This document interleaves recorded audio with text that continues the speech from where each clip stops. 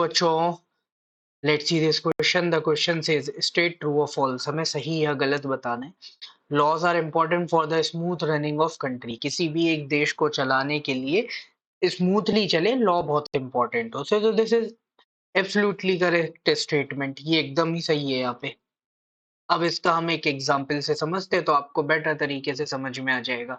देखो, हमारे देश में लॉ है, इसीलिए तो लोग उसको फॉलो कर रहे हैं, लॉज को फॉलो कर रहे हैं, तभी तो देश अच्छे से चल रहा है। अगर लॉ को फॉलो नहीं करेंगे तो हमारे देश में एक बहुत ही खराब माहौल हो जाएगा। इसका एग्जाम्पल ऐसे देखो, जैसे हमने बोला कि रोड पर सिग्नल्स होते हैं, ठीक है। रोड पर सिग्नल हुए, ठीक है। रोड पर सिग्नल हुए तो सिग्नल में आपने देखा होगा तीन तरीके की लाइट्स होती है। एक तो होती है आपकी रेड लाइट, है ना। रेड लाइट का मतलब क्या होता है? स्टॉप, के अब आप रुक जाओ पूरे तरीके से। दूसरा होती है ग्रीन लाइट, जिसका मतलब होता है कि आप फ्रीली मूव कर सकते हो, है ना। और थर्ड होती है आपकी ऑरेंज। ऑरेंज का मतलब होता है कि आप थोड़ा सा वेट करो, एक दो सेकंड का, फिर आप मूव कर सकते हो, या स्लोली आप धीरे धीरे आगे बढ़ सकते हो। तो ये तीन तरीके के यहाँ पे सिग्नल्स होते हैं।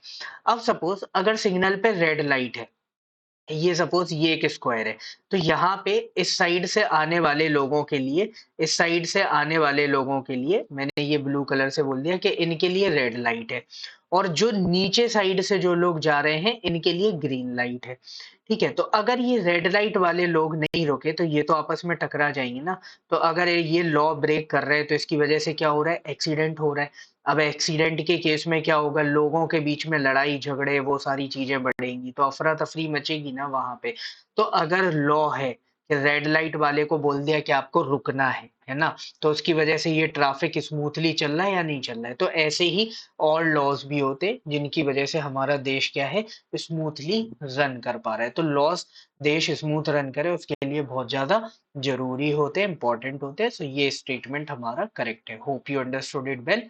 Best of luck. Thank you.